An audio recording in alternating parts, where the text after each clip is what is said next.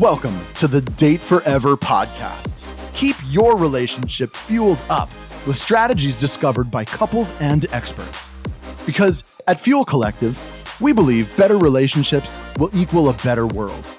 You are about to discover specific insights and tools that cost little or nothing to implement to help you date forever.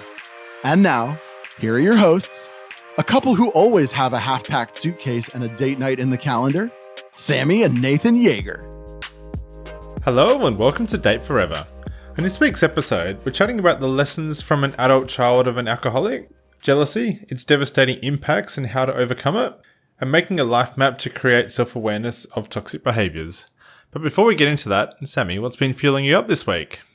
Oh, well, our extended family grew by one this week. It did, didn't it? Yeah, we got a new little nephew. Yeah. Toby Timothy. He's in another state, so we haven't got to meet him yet. Just the good old FaceTime. But that was a really nice moment for our family. Yeah, it was really nice, wasn't it? Yeah, that was the biggie. What about you? What fueled you up, Nath? So just all of the things that we've been doing as part of our launch for Couple and Team. Going live every day. I know some of you have joined us. We also closed the doors to Couple and Team. So if you have been following along across all of our socials, the Thriving Couples Collective Facebook group, Nath and I on our personal socials, all the things, you will have seen that we had the doors open to our online course Couple and Team last week. And while we have the doors open for enrollments, we do a bit of everything. We have been going live every day. So there was some really great conversations that we had about relationships and all of the different areas of our relationships with ourselves and each other. So if you aren't already stalking us on socials, come on over. You'll find us at fuel.collective on Instagram. And if you aren't in there already, come and join the Facebook group, Thriving Couples Collective. We have conversations about the episodes and other relationshipy stuff. Yeah, but it was really great last week just to interact with a whole heap of you and welcome new people into our course. But now, here's this week's guest. Today, we're welcoming Shanenn Bryant. Shanenn is the host of Top Self podcast and a certified life coach, helping those struggling with jealousy in their relationship take the one step towards a better relationship and their mental health. Welcome to the show, Shanenn. Thank you for having me. Oh, it's great to have you. So tell us a little bit about your story. Like, how did you come to become a coach? So I am what they call an ACA survivor, an adult child of an alcoholic. My father was an alcoholic. So growing up in that type of chaotic and violent environment, I certainly came away with that with a lot of behavior characteristics that then became a struggle for me in my adult life.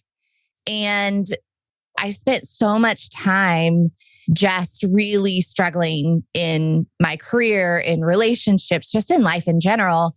And then as I kind of came through on the other side after a lot of self-discovery and self-awareness, I really just didn't want anyone else to spend so much time in that space, stuck kind of thinking the way that I did and that things couldn't be different. So that's when I went to get my certification to be a life coach. I started the podcast to hopefully help some others, just even if they do it a day earlier than I did. So tell us a little bit about like what was going on at that point when you were like, oh, something needs to change here. What was going on? Well, I was in unhealthy relationship after unhealthy relationship. And then I met who's my husband now. We've been together it'll be 14 years soon. Oh, this wow. year. Congratulations. Yeah, thank you. Thank you. But in the beginning of that relationship, I was still in that mode of, I had extreme jealousy. I didn't have feelings of self-worth, and it caused a lot of issues for us. So that's when I was like, I know that this is a great person and it's someone that I want to be with. And even though some of the previous relationships weren't probably the people that I should have been with anyway, but the common factor in all that was me. And so I knew I've got to look into this and make some changes. So did you jump straight to doing your life coach certification for yourself, or did you see a coach and go on your own self-discovery journey first? I did a lot of therapy. Yeah. And we did therapy together and I did it separately in a couple different times throughout that. I would go for a bit and then I just have to kind of really work through all of the things. There was a lot of stuff I had to go back and just process. So yeah, I went through therapy and I did a lot on my own though. And so I think some people may not want to go to therapy or want a coach, but there's so much that you can do on your own, especially with podcasts out there and all the resources and books, and just the online presence of that is wonderful. So certainly you could start there. Yeah. But my hunch from your story is that it started with you recognizing that perhaps your childhood was traumatic and had left a few battle scars along the way. Absolutely. For a long time, I didn't think it affected me. I didn't speak to my dad. My parents got divorced when I was 12. And I told my dad, as long as you're drinking, I don't want anything to do with you. I don't want to speak to you. I want nothing to do with you. And so I didn't talk to him again until I was 25. So going no contact with a parent is really challenging. It is. And of course, at 12 years old, I didn't understand that and didn't even really know what I was doing. I just knew I didn't want to be around it anymore. And I was so disappointed by him. But so I didn't speak to him until I was 25. And I thought the entire time, like, I'm okay. He hasn't been around and I'm fine. And he missed all the things that you really want your father there for, when you learn how to drive and start dating. But I just thought I was okay. And of course, I wasn't. So you mentioned that you were experiencing a lot of jealousy, and now that you help people who are struggling with jealousy, what is it? What do you define it as? Well, most things that we really struggle with, or all things, come from either an event or a relationship. And certainly in the case of jealousy, it is that. For me, I had just been telling myself this story the whole time that if my own father doesn't love me and my own father doesn't want anything to do with me, even though I was the one that told him, I didn't, you kind of think, well, they're the dad and they're the parent, they are going to reach out. So when he didn't, I felt like, well, if my own father's not going to love me and want me, who would? And it was that story. And I think a lot of times that's where people have just the story that they're telling themselves, or something that happened, an event or a relationship, where now they're really going into that protection mode. They're trying to protect their heart. For me, of course, it was that sense of abandonment. And so, that's really where it comes from. So jealousy is a fear, isn't it? It's a feeling of unhappiness or anger or distress that a loved one might leave or be unfaithful or hurt us in some way, isn't it? Yeah, it's very fear-based. And as I mentioned, typically you're just trying to protect, which is this really hard, vicious cycle, because you're typically just wanting someone to love you just like you're capable of loving someone else. And then as soon as you do, that jealousy kicks in. So I was the coolest girlfriend for like the first 90 days. Cool girl, chill girl. Yeah. Until I had feelings for someone. And then that jealousy kicked in, because now, oh my gosh, I don't want them to hurt me. I don't want them to leave me. So then that's when the jealousy kicks in. So how did jealousy then show up? Like, what was it that I guess you were doing, or how was it showing up in yourself that was then reflecting on your partner? I think what people don't realize, unless you've experienced the type of jealousy that I'm talking about, that usually does come from some type of childhood trauma, growing up in a dysfunctional family. It can be a series of infidelity that you've experienced in your relationships. But I think generally when people think of jealousy, they think, oh, I got jealous over this one thing that happened or this one particular person. This jealousy is truly all day long, every day, and it consumes you. So it's a very hard thing to get over, because the other piece of it is then it becomes a habit. It becomes a habit that we're doing. And if your partner does something that you feel like, oh my gosh, maybe they didn't tell me the truth here or whatever, that then just accelerates it and keeps it going. So Shanenn, in your experience and in your relationship, maybe in context of the relationship that is now your husband, if there was a trigger of some sort. I assume he was doing or not doing something. And then you were telling yourself a story about what that might mean. What was that then manifesting in behavior? Like, what were you actually doing in response to feeling that jealousy? It could be a number of things. And so I apologize. You asked me, kind of probably specifically. It could be anything. Going to dinner. I can't tell you how many evenings out were ruined because I had already identified, and that's what we do when you're this kind of what I call jealousy junkie, really is the minute we walked in the doors anywhere, I'm on hyper alert. That's the anxiety and that feeling that you have constantly. So I'm already scanning the room to see who is the threat that my husband or boyfriend or, whoever may be looking at. So I already know who it is. So it could just be that person is they walk by and they happen to look up. That immediately would set me off. You're looking at that person, you're staring at that person, you're thinking these thoughts about that person. And what I talk about for people who have this extreme jealousy is you really have to consider, what's another explanation?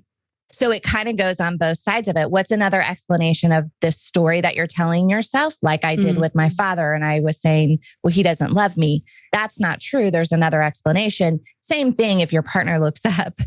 While in a restaurant. While in a restaurant. Sees another person. Forbid. Yeah. Right. Well, and that's the really bad part about this type of jealousy is it doesn't only affect you, and it does. I mean, it is truly one of those things that don't get talked about enough because it's embarrassing to admit, no one wants that on their dating profile. So it just doesn't get talked about enough, which means then people don't seek out the help for it. But so it not only affects you on a daily basis, your partner, because of course, now if I am going to get upset because you lifted up your head at dinner at a restaurant, then your partner is going to start doing things differently than they naturally would. And truly, in cases where the partner doesn't feel like they can raise their head, they walk with their head down, they're super hyper aware that they can't kind of look in different directions, who's sitting next to them. So that's two people. And then the third thing that often happens is the person who is jealous is going to say something negative. So let's just say the two of you walked in and I'm with my partner and I say, oh my gosh, in my mind, oh, Sammy's so beautiful. And then I think he looks at you. Most likely, I'm going to say something negative about you to him to try to counterbalance that, like to give him something negative to consider, which is just so... She looks like a real bitch. Right? Exactly. Like, oh my gosh, I can't believe she would, whatever it is, which then just, again, makes you feel like crap about yourself. So now I feel like crap because my partner can't even look up from his salad. And I've also been negative about another female or vice versa.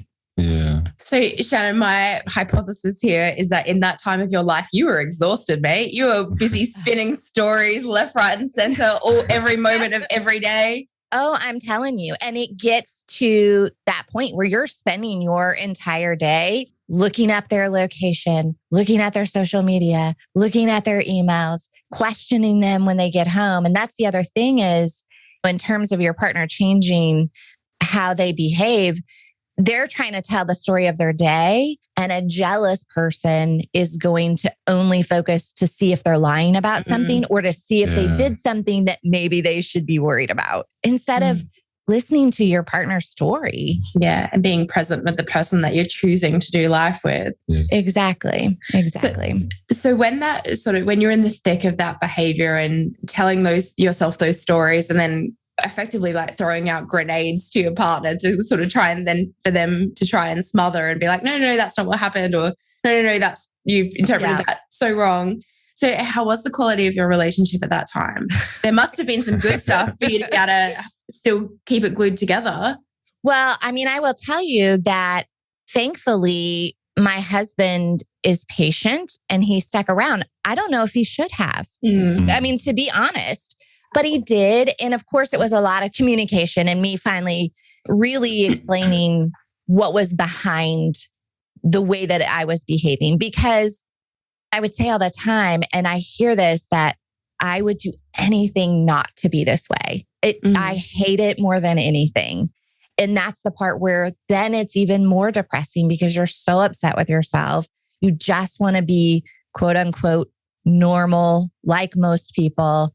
And you just feel like you can't. So the quality was bad. I mean, we stopped going to dinner. We stopped going to the movies. We stopped there were a lot of things. And luckily that time where it was that bad was brief, but it could have easily went on for as long as he would have let it, to be honest. So you obviously had some self-awareness that it was going on. So like, I guess, what was the first steps you kind of took to start overcoming it? Yeah. Well, that first part is really self-awareness. Like, you know that you're that way, but most feel like there's nothing they can do about it. And so really it is self-awareness and going back and saying, where is this coming from? Why is this showing up all the time? And really kind of digging to the root of it. And as I mentioned, it's usually going to be a relationship or an event. So maybe there was some childhood trauma that you haven't worked through yet, or maybe it was that series of relationships. So really starting with that self-awareness and self-management, because that's the piece that's going to get you through it. Just like a habit where you're trying to create a habit, this is almost like reverse engineering it. Okay, today I didn't do that, or this morning I didn't do that. And then that action of continuously staying in that till you get to the point of, okay, it's been 3 days or however long. Yeah, that's super interesting too, because I've heard that concept or that idea that if you don't look for your triggers, your romantic relationship will find them. Yes. Like if you don't go inwards and heal what needs to be healed, you bet that romantic relationship is going to pull them right to the surface every single time and push on them and push on those triggers. And it's interesting because you obviously decided this is enough now. I'm sick of being this way. I'm sick of my own shit. It's time to make a change. But you do hear people say like, well, I've always been like that. Or that's just how I am in a relationship, as if it's a fixed state that they don't have influence over to change, or have not even considered that maybe there's a version of themselves that isn't this way. That's right. And that's the beauty, like the beautiful thing about self-growth or a growth mindset is as long as you're open to it and you are, my logo for my podcast says never stop learning. And I think that's so important because as long as you're learning and as long as you are digging into things and researching things, you're going to then be able to change your mindset because you do not have to be like that. And that is the problem. People stay that way because they think they can't change it. And they may have even tried before. They may have went to therapy before. Maybe they had a previous life coach, but you have to keep trying because somebody can say something one way. You may have heard it 3 other times, but the way that they deliver it or the way that they say it just will resonate with you. And so you just have to keep going. Yeah, for sure. So you mentioned that the first step is really that self-awareness piece. So how do we kind of increase that self-awareness to actually be cognizant to some of the things that are going on? Yeah. Well, there are a couple of things that I do that I think are helpful, if that's okay to share those. Yeah, for sure. So one of them is really simple. You just take a piece of paper, draw a horizontal line across the paper, and then starting from your earliest memory to current day, thinking through those events that were impactful on your life and kind of make a tick mark and what was that event and do that all the way to current day. And it can be positive things and negative things, big or small, whatever it is. But when you do that, then it's more of an image that you're seeing, or you can kind of see it plotted out like, oh, that happened. And then that happened. I get it. This is because of this. When we keep it in our heads, like we normally do, and it's just up here in our minds, it just continues to swirl. So getting it on paper is where I always like to start. The other benefit to that and adding the positive and negatives is then you also get to see the positive things that happened because we forget those a lot. Like I went through that whole relationship that person was great through the whole time, but we split up because I was jealous the entire time or whatever that situation is. Yeah. So that's one. Certainly mindfulness meditation. I was never one that was big into meditation, but I cannot say enough about how wonderful it is. So and it doesn't even have to be in Zen and you've got candles and the whole thing. It's just 10 minutes of quiet time where you just focus on your breathing. That negative thought or that story is going to show itself because now I'm quiet and I'm in my head and my thoughts. And as soon as it does, of course, we want to shoo it away as quickly as possible, go back to your breathing. But what you'll find, especially after a few times of doing it, is now that story becomes an image or those couple of things that are constant in your head. When you can see things as an image versus, again, just your thoughts, they're more easily identified. And then that's the thing that I need to work on or research or go read or go talk to someone about. Yeah, but really any of those kind of behaviors or those actions where you start putting a magnifying glass over you and yourself and what is it that I'm accountable for and what is it that I'm responsible for and how am I creating this situation in my life? Yeah, it's really about just getting in a helicopter and trying to get some distance and perspective because I think sometimes it's so hard to see your unresourceful, crappy behavior when you're doing it, right? Yeah. And as you mentioned, sort of the helicopter, it gives us a way to detach from it a little bit too. So when I'm seeing it and it seems separate from me because it's an image, it's easier to detach from. I think in drawing out that little map of your life as well, you can probably justify your behavior in any one of those scenarios being like, oh yeah, I can see why I was jealous in this relationship and that's fine. But then when you actually look at it holistically and go, oh, I was jealous here, you can then start drawing those themes as well across all of these different scenarios rather than looking at them essentially in isolation and being able to justify away that behavior. 100%. And, it's funny that you bring that up, Nathan, because I didn't really think I was jealous in many of my relationships. But looking back, yes. And some, of course, were more intense than others. But there was I felt like I'm not really jealous. I was. Good friend denial. Right. Yeah. So, Shanenn, we've talked a little bit around this, but the jealousy is the responsibility of the person who's feeling it, isn't it? It's not like in your situation, it wasn't your husband's responsibility to fix this or moderate his behavior or the external events that were happening to then you were running a pattern of jealousy and fear and concern. So how do we help someone understand what is their shit to own and their responsibility versus their partners? Because often things we hear is like, things would be great if they blah, blah, blah. Not things would be great if I Right. Yeah. Well, that's a great question because, and I think generally across the board, whether it's jealousy, whether it's you're pissed because they didn't do the dishes, doesn't matter. The only person you can change is yourself. So that's where you should just keep your focus no matter what. So even in my relationship, when I start to get to that place of like, oh, I just wish we would have a romantic day, or I wish he'd write me a note, or I write the note. And I think that's what, so, okay, then that kind of triggers that response from somebody else. So I think no matter what, it really focusing on yourself, you can have the conversations with your partner and come from here's what I'm feeling, here's what I'm hoping, here's what I'm thinking. But ultimately, we're the only people we can change. So yeah, I love that advice too. If you want more spontaneity, be more spontaneous. If you want more fun, be more fun. If you want to be more playful, be more playful. If you want to, all of those things, whatever you want to bring into the relationship, like you have the capacity to bring some of that yourself. Yeah, because we tend to say, I really wish they would do this, or I wish they would remember this, or I wish they would think about this. Just do it. Do what you want. I think as we get in our head about, well, if I have to do it myself, then it doesn't mean as much. You could be the one that makes the nice dinner and that sets the candles. You're still going to have an amazing, beautiful evening. And so that's the piece that we should focus on, right? We're still having a nice time with our partner, whether they did it or we did it. And then hopefully they take that cue.